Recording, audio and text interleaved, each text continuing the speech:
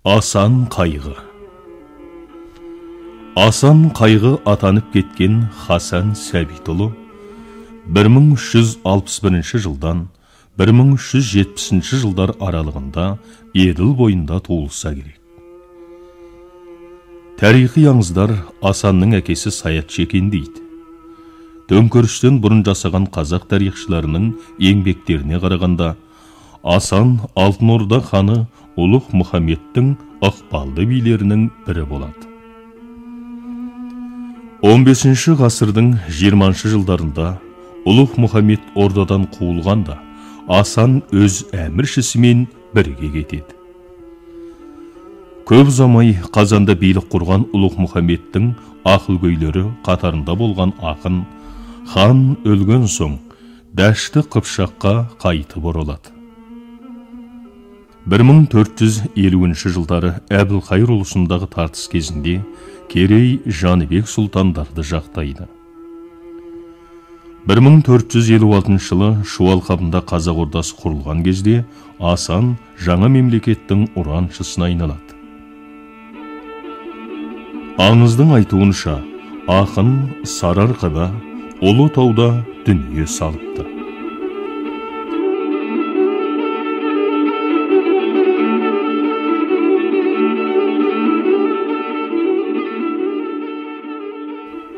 Құйрығы жоқ, жалы жоқ, құлан қайтып күн көрер. Аяғы жоқ, қолы жоқ, жылан қайтып күн көрер. Шыбын шықса жаз болып, таздар қайтып күн көрер. Жаяқ балапан, қаздар қайтып күн көрер. Әй қан, мен айтпасам білмейсің, айтқаныма көнбейсің. Шабылып жатқан халқың бар, аймағын көздеп көрмейсің. Қымыз ішіп қызарып, мастанып қызып тердейсің. Өзіңнен басқа хан жоқтай, елеуреп неге сөйлейсің. Қорған салдың бейнет қып, қызметшің жатыр ішіп жеп, оны неге білмейсің. Қатын алдың қарадан, айрылдың хандық жорадан. Ел ұстайтын ұл таппас, айырлар атамұрадан. Мұны неге білмейсің. Әй Жәнібек, ойласаң, қилы-қилы заман болмай ма? Суда жүрген Ақшортан қарағай басын шалмай ма? Мұны неге білмейсің. Хош аман бол Жәнібек, енді мені көрмейсің. Бұл заманда не ғарып, ақ қалалы бөз ғарып, жақсыларға айтпаған асыл шырын сөз ғарып. Замандасы болмаса, қариялар болар тез ғарып, қадырын жеңге білмесе, бойға жеткен қыз ғарып. Елже қалай қонбаса, бетегелі бел ғарып, қаз үйрегі болмаса, айдын шалқар көл ғарып. Мүрейтін тауып алмаса, азғын болса пір ғарып. Ата жұрты Бұқара өз қолында болмаса, қаныша жақсы болса да, қайратты туған ер ғарып. Есті көрсең кемдеме, бәрі тұйғын табылмас. Қарындасың жамандап, өзіңе туған табылмас. Білімім жұрттан асты деп, кеңессіз сөз бастама. Жеңемін деп біреуді, өтірік сөзбен қостама. Көлде жүрген қоңыр қаз, қырғадыры не білсін. Қырда жүрген дуадақ, су қадырын не білсін. Ауылдағы жамандар, ел қадырын не білсін. Көшіп қонып көрмеген, жер қадырын не білсін. Көшсе қона білмеген, қонса көше білмеген, ақылыңа көнбеген, жұрт қадырын не білсін. Асан қайғы. Еділ бол да жайық бол, ешкім менен ұрыспа. Жолдасыңа жау тисе, жаныңды аяп тұрыспа. Ердің құны болса да, алдыңа келіп қалған соң, қол қусырып барған соң, аса кеште қоя бер, бұрын құны қуыспа. Ақың болса біреуде, айыбын тапта ала бер. Ерегесі бұрыспа, сенікі жөн болса да, атың шықпас тұрысқа. Мінезі жаман адамға енді қайтып жуыспа, тәуір көрер кісіңмен жалған айтып суыспа. Өлі тұғын тай үшін, көше тұғын сай үшін, желке терің құрысып, әркім менен ұрыспа. Ашу дұспан артынан түсіп кетсең қайтесің, түбі терең қуысқа. Асан Қайғы.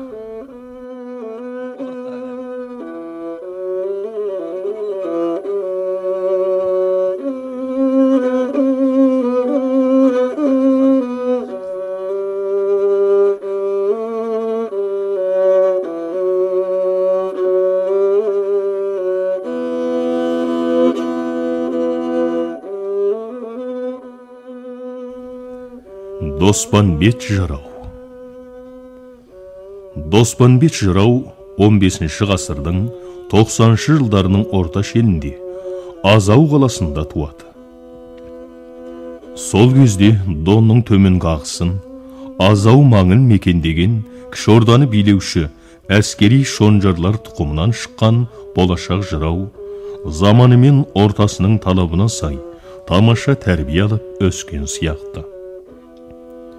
Доспанбеттің бүкіл дәшті қыпшақты жақсы білгені, Ыстамбұл мен Бақша сарайда да болғаны, Сақара тұрмысымен қатар мұсылман кенттерінің жайына да қаныққаны аңғарылады. Өз замандағы талай әскери жорыққа қатысқан жауынгер жырау, туыстас түркі тайпаларының арасындағы көп қырқыстың бірінде 1523 жылдың бас кезінде Астрахан түбінде қаза табады. Өмірімен қоштасқан сәтінде Доспанбеттің жасы әлі 30-ға да толмаған еді. Қоғалы көлдер, қомсулар, қоныстар қонған өкінбес. Арыстанда екі бұтын алыш айтып, арғымақ мінген өкінбес. Кілең бұздай кілшейтіп, көбелер киген өкінбес. Жұпарын қардай боратып, арулар құшқан өкінбес. Торы төбел ат мініп, той-тойлаған өкінбес. Құрама шапшақ көп қымыз, құйып ішкен өкінбес. Айналайын ақ жайық, ат салмай өтер күн қайда. Еңсесі биік бозорда, еңкейе кірер күн қайда. Қара бұлан терісін етік қылар күн қайда. Күдеріден бау тағып, кіреуке киер күн қайда. Күмбір кісінетіп, күреңді мінер күн қайда. Толға малы ақ балта, толға бұстар күн қайда. Алтыла шағнайза, ұсынып шән-шәр күн қайда. Садақ толған сәйгезоқ, масағынан өткөріп, басын қолға жеткеріп, созып тартар күн қайда. Кет бұғадай билерден кеңес сұрар күн қайда. Еділдің бойын ел жайлап, шалғында бие біз байлап, орындықтай қара сабадан бозбала мен күліп ойнап, қымыз ішер күн қайда. Доспанбет жыраудан.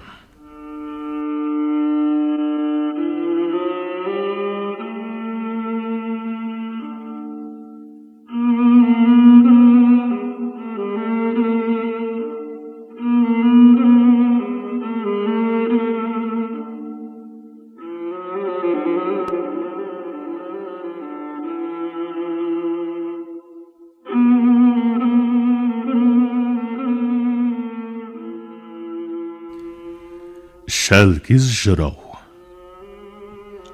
Қазақ жыраулық поэзиясының атасы Шәлкіз Тіленші ұлы 1465 жыл шамасында Жайықтың шығыс бетінде дүниеге келеді. Жыраудың әкесі сірә Сахара феодалдарының бірі болса керек. Ал шешесі кейін кіші жүздің ұйтқысы болған орыс деректерінде сырт қорда аталатын ұлыстардың әмірі Мұса бидің қызы екен. Болашақ жырау 3 айлығында анасынан айырылады да нағаш әжесінің қолына беріледі. Сөйтіп Шәлкездің дәшті Қыпшақ жерін жайлаған түркі руларының бірінен екіншісіне көшкен 1 ғасырға жуық сапары Жөргектен басталады. Мұсылманша жақсы білім, сахара салтымен тамаша тәрбие алған Шәлкез қай атырапта өсіп, ержетті, бұл жағы белгісіз. Тек айдынды аламан ғана емес, арқалы жырау ретінде де даңқы шыққан Шәлкезді 1490 жылдарда Ноғайлы әміршісі Темір бидің төңірегінен көреміз. Шәлкез 1 ғасырға жуық жасап, 1560 жылдарда қайтыс болады деп шамаланады.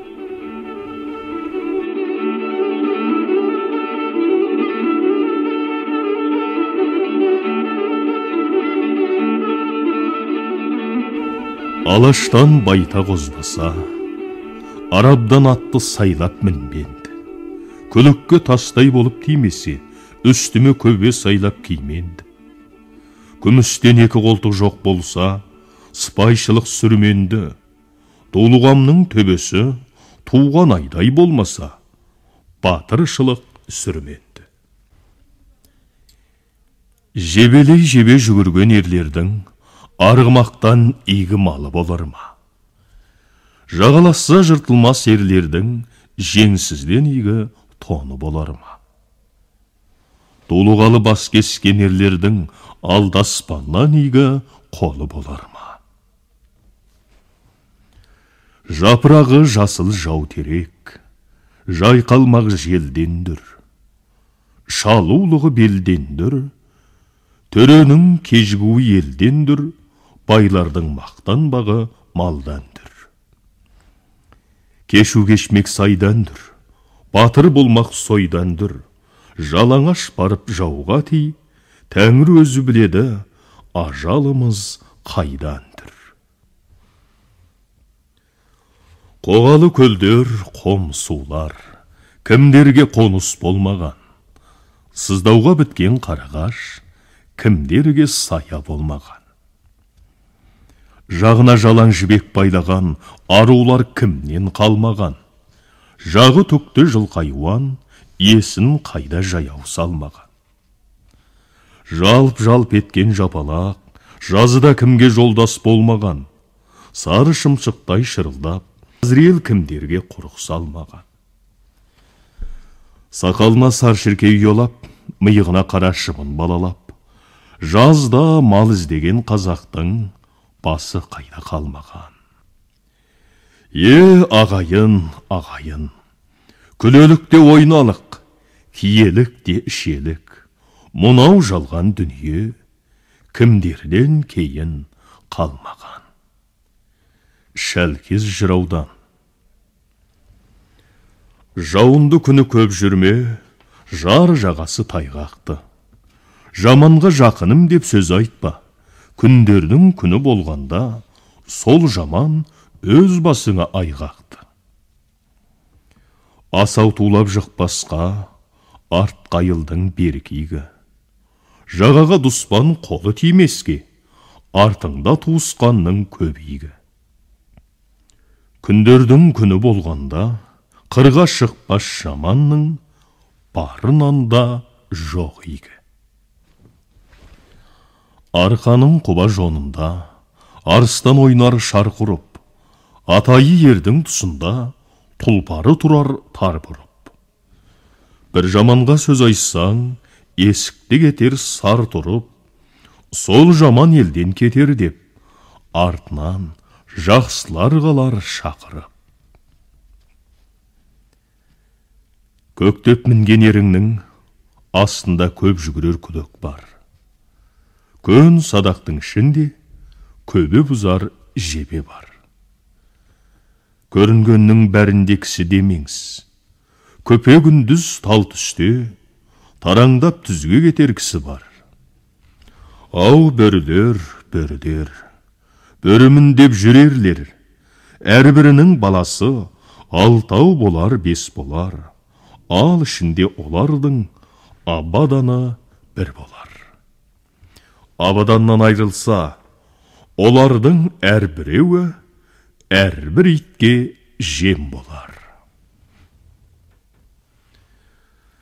Шағырмақ бұлт жайтастар, ағытқан қойды жол бастар, ақ желкенді жел бастар, ғаділ төрі ел бастар. Батыр жігіт қол бастар, шешен адам сөз бастар. Құсты жисаң, бүркіт жи, қыс тоныңды түлкетер. Бір жақсымен дос болсаң, азбас, тозбас мүлк етер. Бір жаманмен дос болсаң, күндердің күні болғанда, ғаламға бүкіл күлк етер. Айырдан туған жан боз бар, жүгін нарға салғысыз. Арғымақтан туған будан бар, күніне көрінім жерді алғысыз. Жамыннан туған жақсы бар, адам айсан аңғысыз. Жақсыдан туған жаман бар, күндердің күні болғанда, бір аяқ асқа алғысыз. Шәлкез жыраудан. Асқар, асқар, асқар тау. Асқардан биік тау болмас. Басынан балапан шырлап ұшып қона алмас. Баулуы жетпес бөр алмас. Бидайықтан алғыр құс болмас. Бұйырмаса екеу түгіл бірді алмас. Сұңқардан сұлу құс болмас. Қауырсыны қатпай ұша алмас. Ағайынның ішінде бір жақсысы бар болса, қоңқалаған көп жаман сол жақсыны көр алмас. Сол жаманның басына қиын қыстау іс келсе, бағанағы жақсысын қос арғымағын қолға алып, іздесе де таба алмас. Асқар, асқар, асқар тау. Асқар таудан со бүркіт ылдидың аңын шалар ма? Далада сұңқар түлесе, жүніне қарға жолар ма? Ата ердің баласы атадан жалғыз тудым деп, басына қиын іс келсе, ісін көпке салар ма? Атаның ұлы ерлерге малыңды бер де басың қос, басыңды қоста бек сыйлас. Күндердің күні болғанда, басың жауда қалар ма? Шәлкез жыраудан.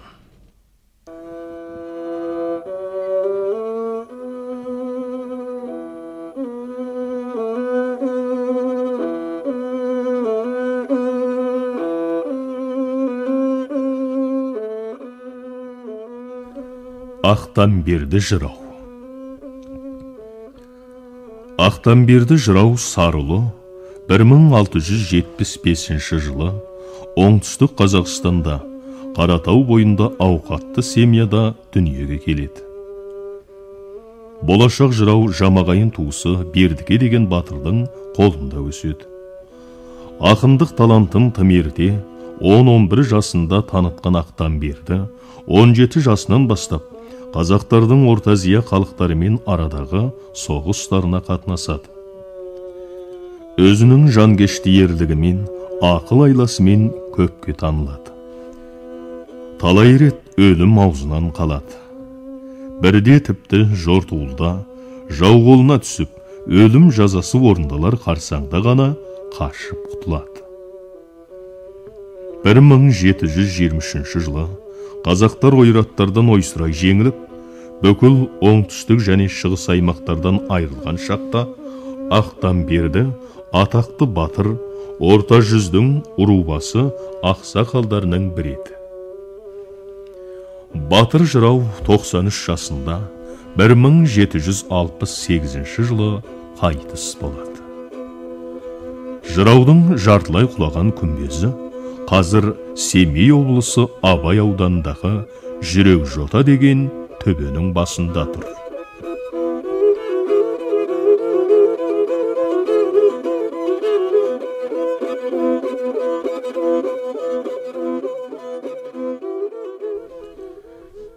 Жалбағай деген ел болар, Жағалтай деген көл болар. Жағалтайдың жағасы жасылда байтақ ну болар. Атадан алтау туғанның жүрегінің бастары алтын менен пу болар. Атадан жалғыз туғанның жүрегінің бастары сарыда жалқын су болар. Жалғыздық сені қайтейін. Жағама қолдың тигенін, жалғыздық сенен көремін. Жамаулы киім кигенім, жарлылық сенен көремін. Атадан тудым жалқы боп, жалқыннан көрдім талқы көп. Жасым жетпей 15-ке, қорғайтын жан адам жоқ. Кәрі ақсайды ақылдан, ер ақсайды жақыннан. Қазір әлсіз болсам да, үмітім бар ақырдан. Жасым жетіп 15-ке, кірерме екем кеңеске. Бұғаны қатып белбекіп, ерегескен дұшпанмен шығар күн туар күреске. Дұспаннан көрген қорлығым, сары су болды жүрекке. 17-де құрсанып, қылышылдым білекке. Жауға қарай аттандым, жеткіз деп Алла тілекке. Салпаң да салпаң жортармын, саразбанға қосымдартармын. Торлаусыз өскен құланмын, мезгілсіз жуса көрермін. Байраққа біткен құрақпын, саусағым жерге түсірімен. Жапанға біткен терекпін, еңсемнен жел соқса да теңселмен. Қарағайға қарсы біткен бұтақпын, бал таласаң да айрылман. Сыртым құрыш, жүзім болат, тасқа да салсаң майрылман. Түйе мойнын тұз кесер, жігіт мойнын қыз кесер. Сартылдаған сараяз, жылқының мойнын мұз кесер. Бұлан да бұлан бұлансан, бұланның санын оқ десер. Бұлаңдап жүрген жігіттің жомартта қолын жоқ кесер. Балпаң, балпаң басарсың, басуға табан жараса. Қызыл алмас жан қияр, қызыл талға қынаса. Жол болмасқа немене жігіт жанды бұласа. Ел шетіне жау келсе, алдына сірә дау келсе, батыры сынған жігіттің күшін сонда сынаса. Ақтан берді жыраудан. От басар орны отаудай, қабырғасы халық орнаған жонсаудай. Орғайындай қабақты, қиған қамыс құлақты, сармысықтай азулы, саптаяқтай ерінді. Қидасын кәріжілікті, омырау есіктей, ойынды еті бесіктей. Табаны жалпақ тарланды, таңдап бір мінермекенбіз. Аңсып жүрген дұспанның бұлттан шыққан ай бетті, мұнардан шыққан күн бетті. Айттырса бермес сұлуын, әппәқ қылып маңдайын, бұғақ қылып таңдайын. Қиылдырып қастарын, төгілдіріп шаштарын. Күнінде аламанға тегін олжа қылар мекенбіз. Күлдір кісінетіп, күреңді мінер мекенбіз. Күдіріден бау тағып, қамқапты киер мекенбіз. Өзенге бие байлатып, төскөйге орда орнатып, төрт күлде бошақ қаздырып, төбел бие сойғызып, төменде бейдің кеңесін бізде бір құрар мекенбіз. Құлаты тауға қол салып, садақтың оғын мол салып, бетбақтың ең бір шөлінен төтеліп жүріп жол салып, қолды бір бастар мекенбіз. Майданда дабыл қақтырып, ерлердің жолын аштырып, атасы басқа қалмақты жұртынан шауып бостырып, түйедегін аршасын, әлпеш деген ханшасын атартына мінгізіп, тегін бір олжа қылар мекеміз. Майданда дабыл қақтырып, кеуде бір жерді жол қылсам, шөлең бір жерді қол қылсам, құрап жанды көп жиып, өз алдына ел қылсам. Асқар бір тауды жайласам, желілеп бие байласам, күнде жиын, күнде той, қыз бозбала ойнасам, тентегін түзеп байқа деп, ішінен биді сайласам, ойпаң жерге 10 тау, қыраң жерге 40 шатыр тігіп, қонағымды жайғасам.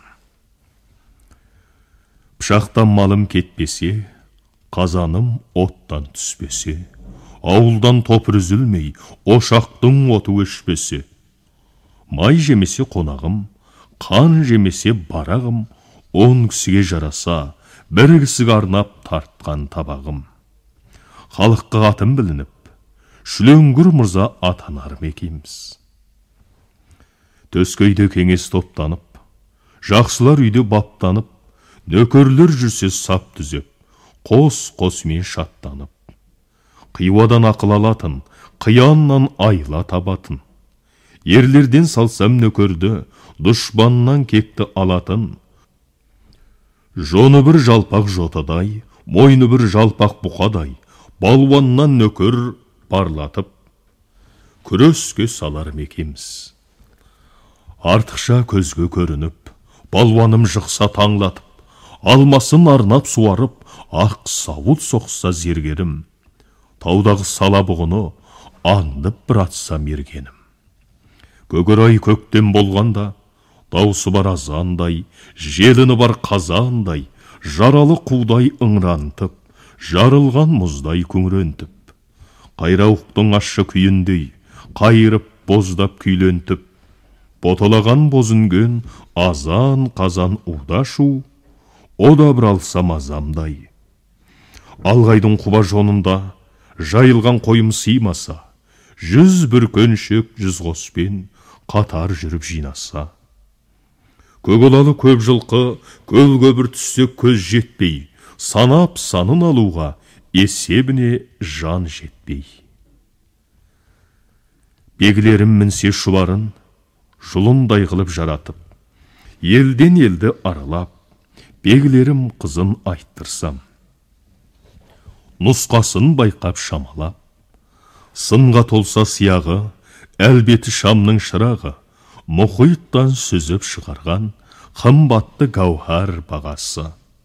100 нарға кілем жаптырып, қазақтан сәнін арттырып, ұзатып алсам сенменен, көңілімді қош таптырып. Бала берсе тезінен, бірлердің бітсе демінен, шілтеннің тиіп шылауы, артылып туса өзімнен.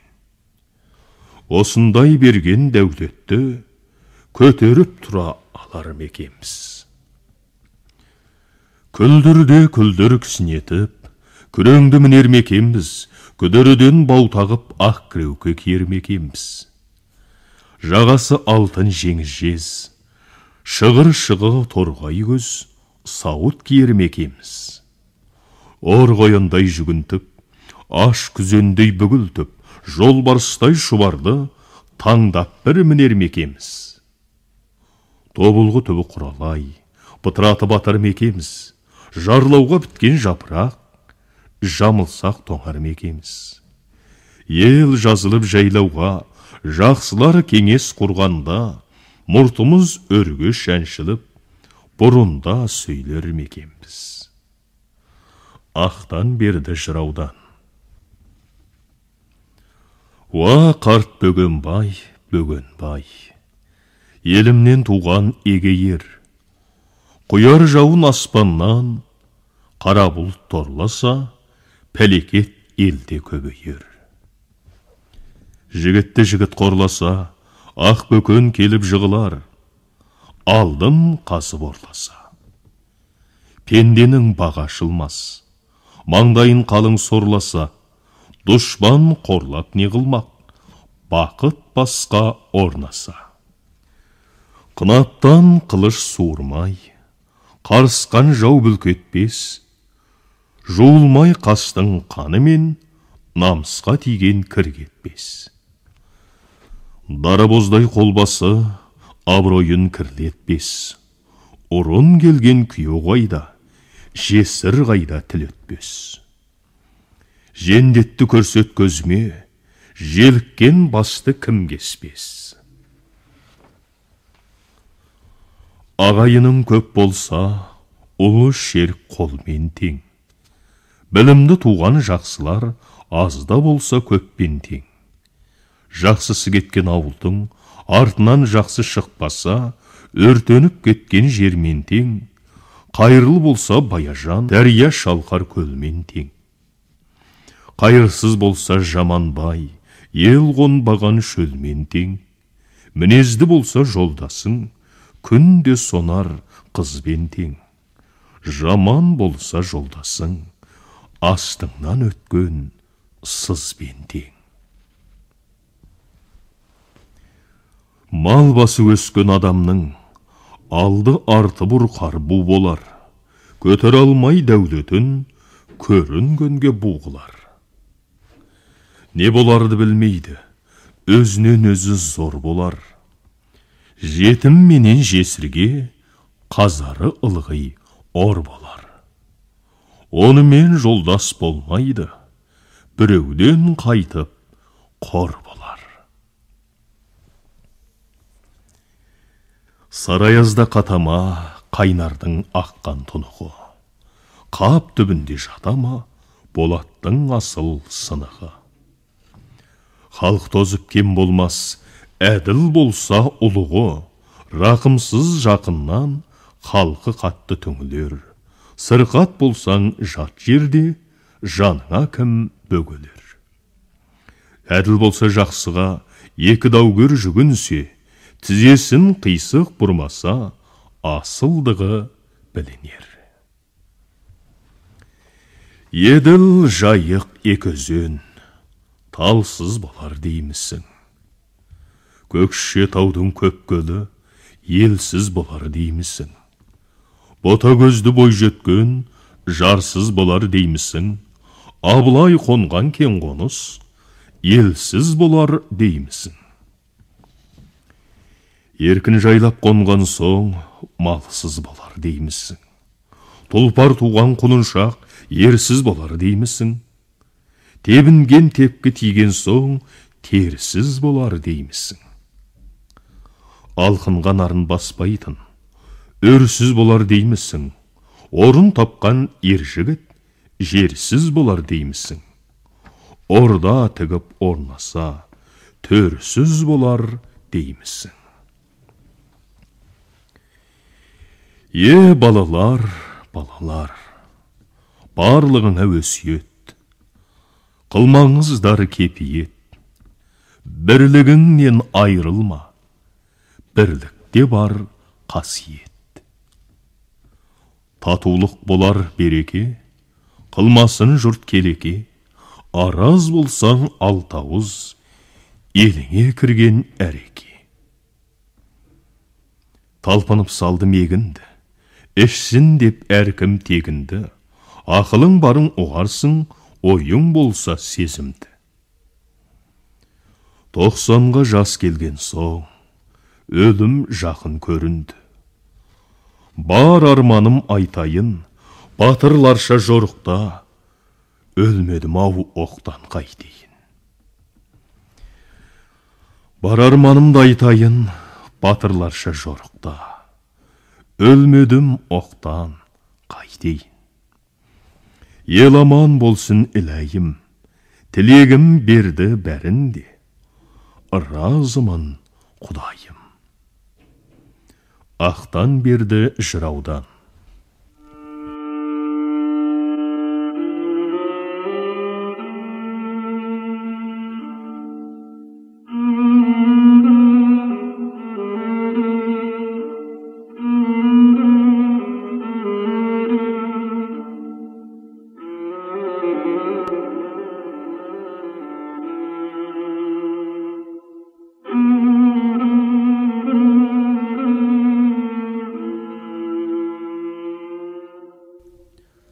Бұқар жырау. Қазақ поэзиясының тарихындағы ең соқталы тұлғалардың бірі Бұқар жырау шамамен 1668 жылдары туады. Жыраудың әкесі Қалқаман батыр сірә ел билеуші шонжар емес, жеке басының ерлігімен ғана аты шыққан адам болса керек. Жырау 60-тан асқанша жарлы, кембағал халде күн кешеді. Алайда өмірінің соңғы кезінде Бұқар жай ғана арқалы жырау, ақылшы ақ емес, мемлекет істеріне елеулі ықпал етіп отырған қабырғалы биге өз заманының ұраншысына айналды. Жырау бір ғасырдан астам жасап, 1781 жылы шамасында қайтыс болады. Сүйегі Баян ауылдағы Талба тауының етегінде.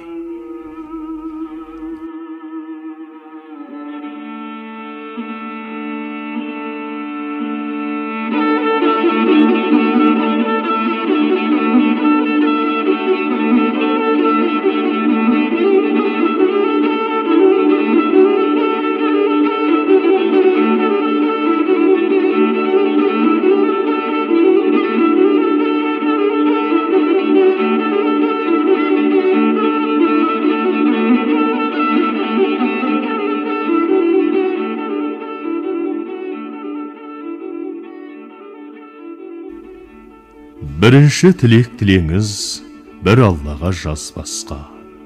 Екінші тілек тілеңіз, ер шұғыл пасық залымның тіліне еріп аз басқа. Үшінші тілек тілеңіз, үшкілсіз көйлек кимеске. Төртінші тілек тілеңіз, төрде төсек тартып жатпасқа. Бесінші тілек тілеңіз, 5 уақытта 5 намаз, біреуі қаза қалмасқа. Алтыншы тілек тілеңіз, 60 басты ағырда, ардақтаған аяулың, күнінде біреуге, тегіннен тегін олжа болмасқа. Жетінші тілек тілеңіз, желкілдеген ту келіп, жер қайысқан қол келіп, сонан сасып тұрмасқа. Сегізінші тілек тілеңіз, 8 қиыр шартырап, жер тұлданып тұрмасқа. Тоғызыншы тілек тілеңіз, төреңіз тақтан таймасқа. 90-дағы қарт бабаң топқа жаяу бармасқа. 10-шы тілек тілеңіз, 10 ай сені көтерген, омыртқасы күзілген, аязды күнде айналған, бұлтты күнде толын, тар құрсағын кеңіткен, тас емшегін жібіткен, анаң бір аңырап қалмасқа.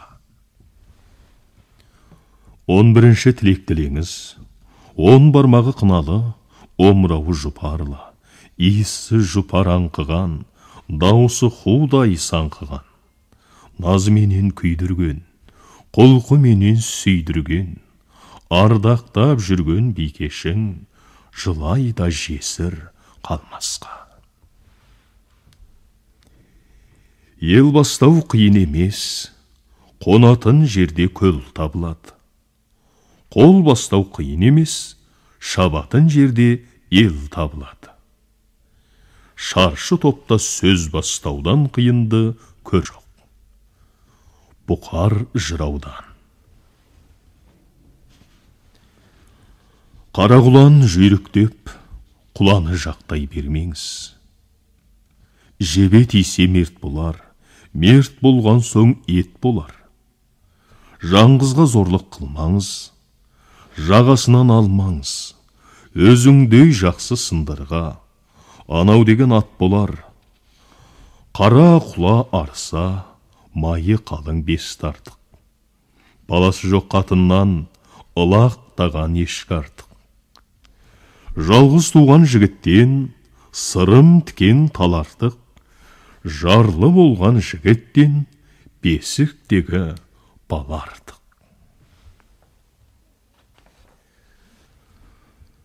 Ақсаратан еспелі, ел жайлауға көшкен жұрт.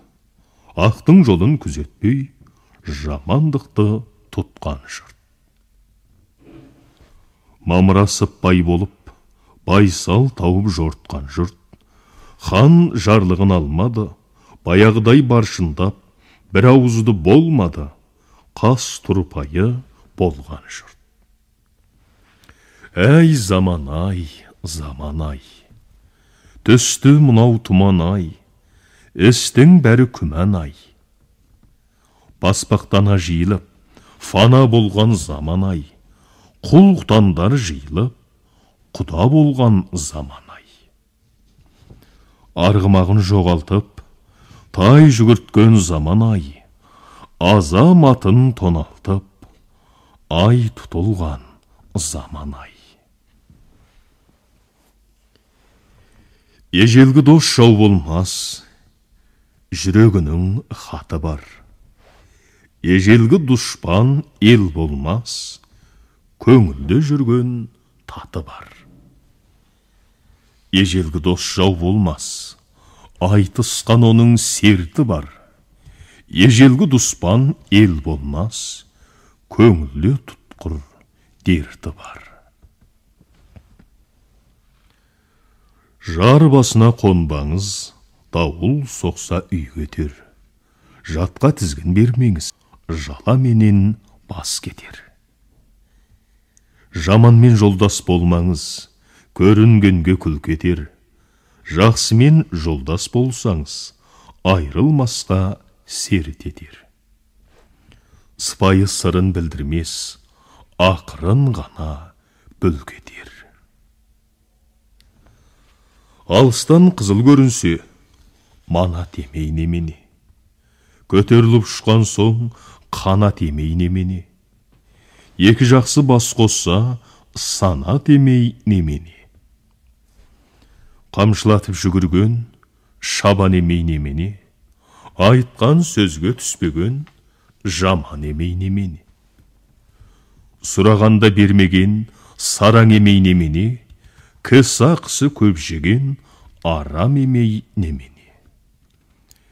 Іштегі сыр Аллаға мәлім, сыртыңдағы қулығың амал емей немене. Биік тауға жарасар, ығынан тиген панасы. Терең сайға жарасар, тобылғының саласы. Ер жігітке жарасар, халқына тиген пайдасы. Ақсақалға жарасар, тілеу қорлық айласы. Бәйбішеге жарасар, еміздік деген сабасы. Келіншекке жарасар, емшектегі баласы. Қыз 15-ке келгенде, шашынан көп жаласы. Бұл жалғанда бір жаман, ағайынның аласы. Қорғанды шәһәр қаласаң, қазақ білмес сарт білер. Төс айылдың батқанын, иесі білмес ат білер. Ер жігіттің кәдірін, ағайын білмес жат білер. Жал құйрығы қаба деп, жабыдан айғыр салмаңыз. Қалың малы арзан деп, жаман қатын алмаңыз. Жабыдан айғыр салсаңыз, жауға мінер ат тумас. Жаман қатын алсаңыз, ел сүйінер ер тумас. Төркініне бер алмай, төсегіне жата алмай, жалғанда қор боларсың. Таудан аққан тас бұлақ, тасыса құяр теңізге.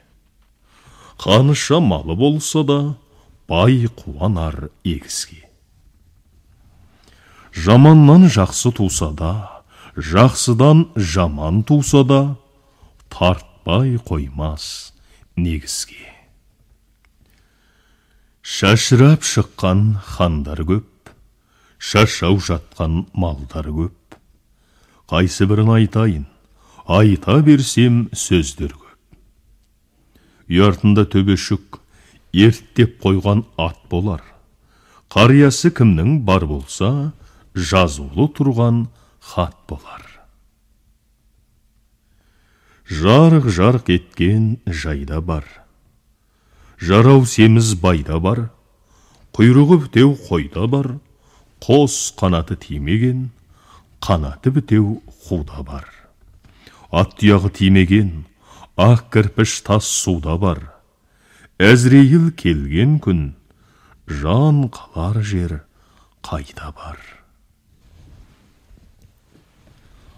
Асқар таудың өлгені, басын мұнар шалғаны, көктегі бұлттың өлгені, асалмай таудан қалғаны. Айменен күннің өлгені, еңкейіп барып батқаны, айдын шалқар өлгені, мұз болып тастай қатқаны.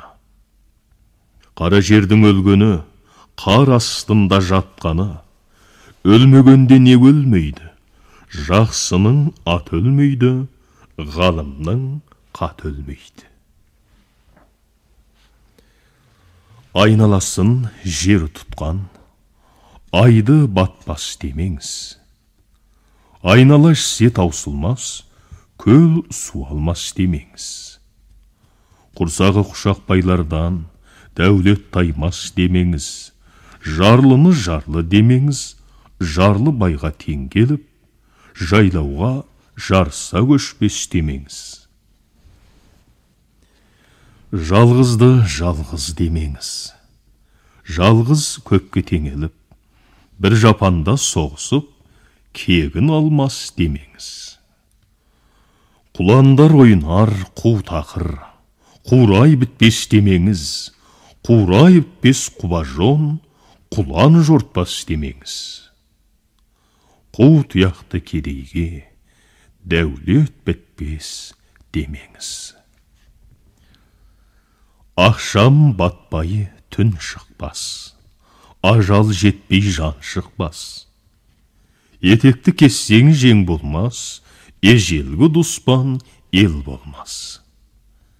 Қара қойдың терісін сабындап жусаң ағармас, қалған көңіл табылмас. Қараша торғай қаз болмас, шағала келмей жаз болмас. Шаңқан болмай боз болмас. Іштен қыңыр туғанды, тезге салсаң түзелмес. Өзіңнен тумай ұл болмас, сатып алмай құл болмас. Құм жиылып тас болмас, құл жиылып бас болмас.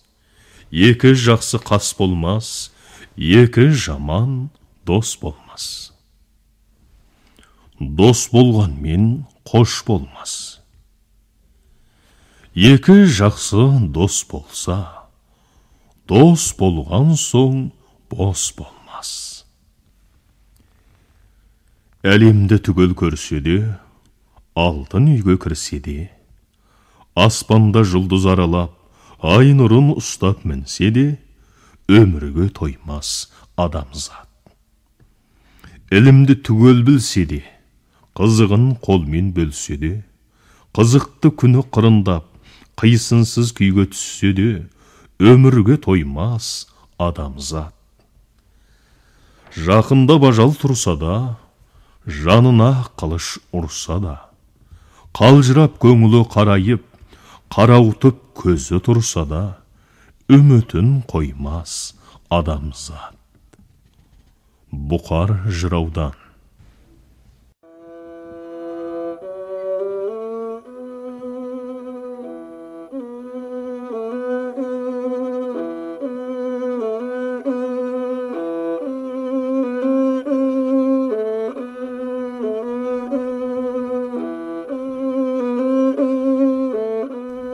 Махамбет.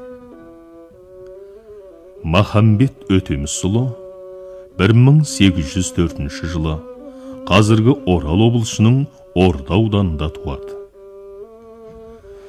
Болашақ ақынның әкесі Ішқордадағы ауқатты, ханға жақын, ықпалды адамдардың бірі болған. Махамбеттің қайда тәрбие алып, қайда оқығаны туралы нақты мәліметтері жоқ. Алайда архив деректері оның мұсылманша ғұлама, ал орысша тілге де, хатқа да жетік адам болғанын көрсетеді. 1824 жылы Ішкі Орданың ханы Жәңгір 20 жасар Махамбетті өзінің баласы Зұлқарын айынмен бірге Орынборға жібереді. Ақын хан мұрагерлеріне аталық болып, мұнда 4-5 жылдай тұрады. Алайда көп ұзамай-ақ Махамбет сезікті адам ретінде біраз уақыт Халмыков бекінісінде тұтқында отырады. 1836-1838 жылдары Батыс Қазақстанда екі жақты езгіге қарсы Исатай Тайманұлы бастаған шаруалар көтерілісі шыққан кезде Махамбет көтеріліс көсемдерінің бірі ғана емес, оның бас ұраншысы болады. Соңында ұлақын көтеріліс қасапшыларының бірі Баймағамбет Сұлтан жіберген жендеттердің қолынан 1846 жылы 20 қазан Қапыда қаза табады. Ақынның зираты бұл күнде Махамбет ауданының Қарой деген жерінде.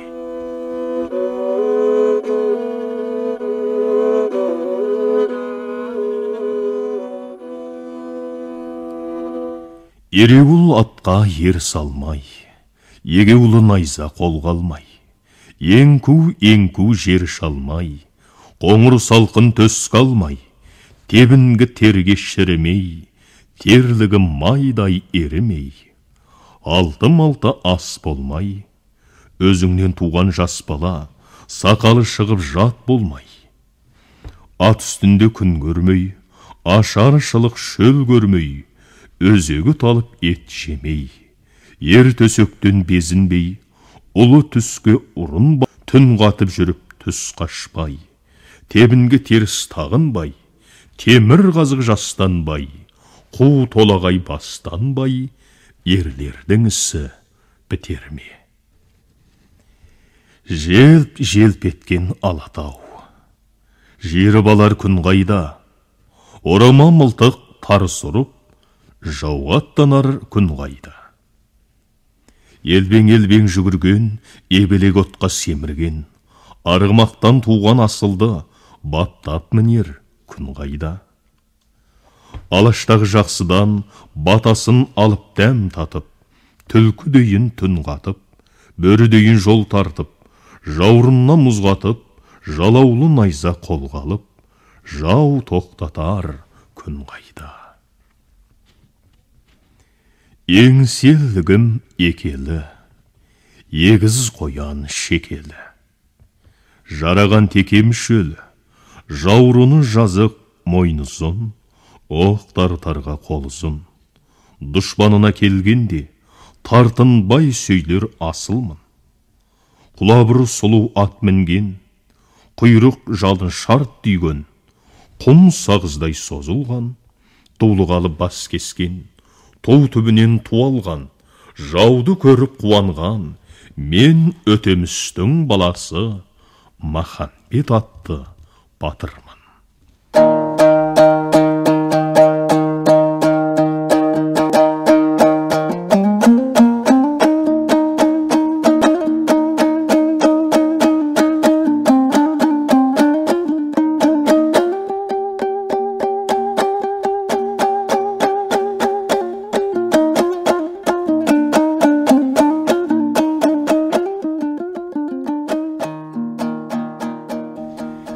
Ей Жәңгір хан, Жәңгір хан, хан емессің, қасқырсың, қас албасты басқырсың, достарың келіп табалап, дұшпаның сені басқұрсын. Хан емессің, ылаңсың, қара шұбар жылансың. Хан емессің, аярсың, айыр құйрық шаянсың.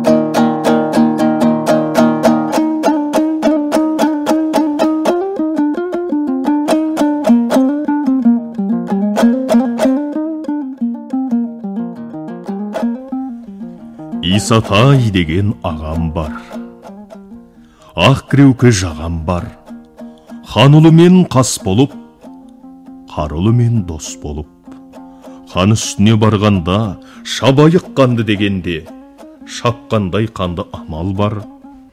Амал барда хан шаппай, тәңірім қылды не амал бар.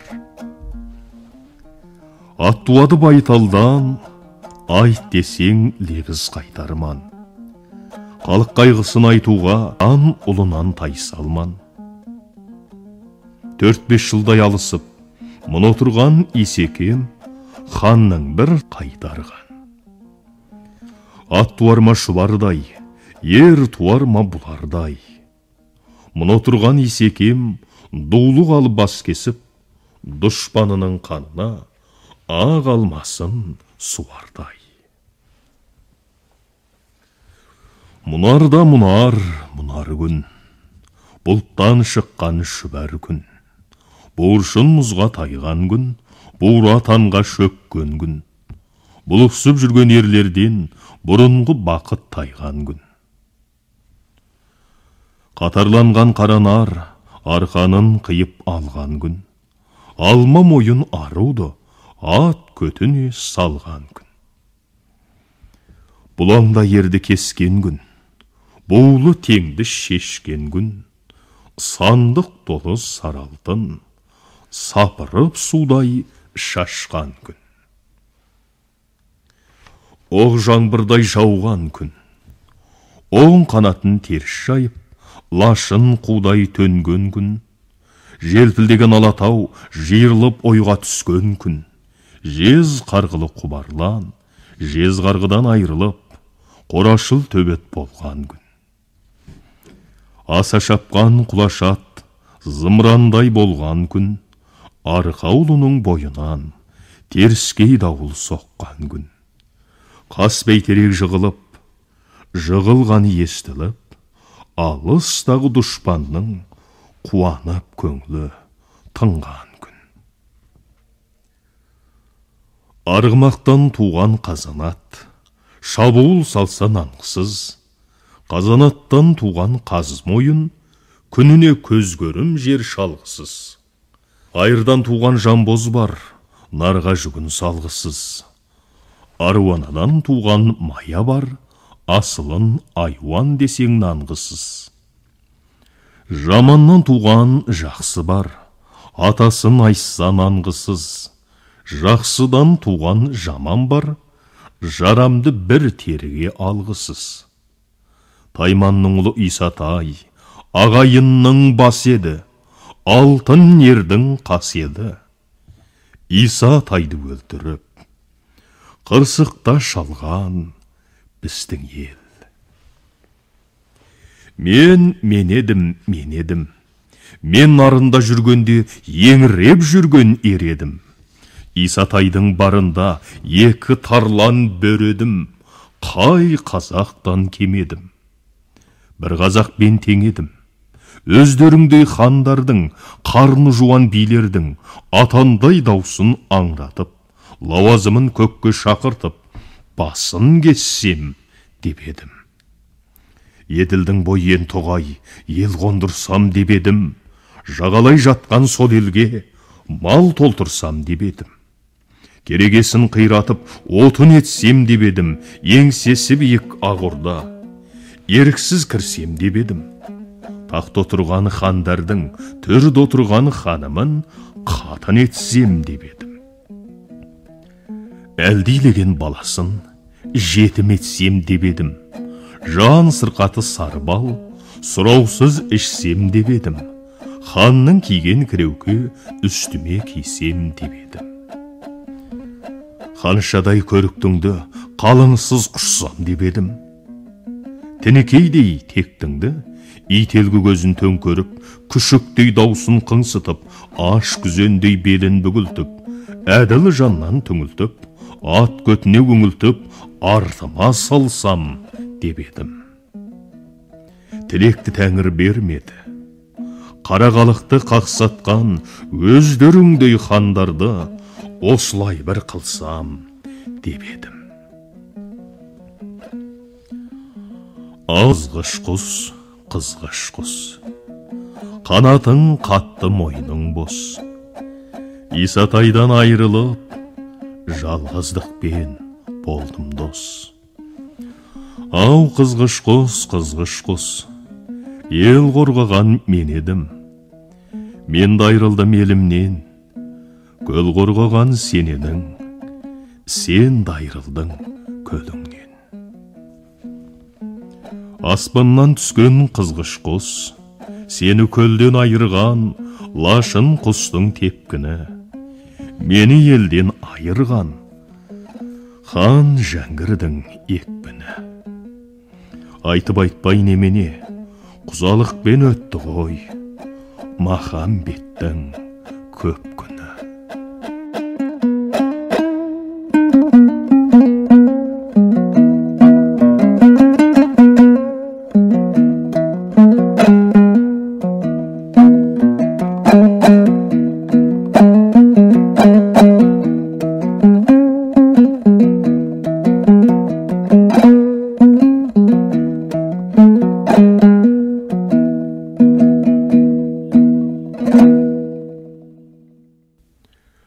Жорық жырларынан оқыған Серік Әбілұлы.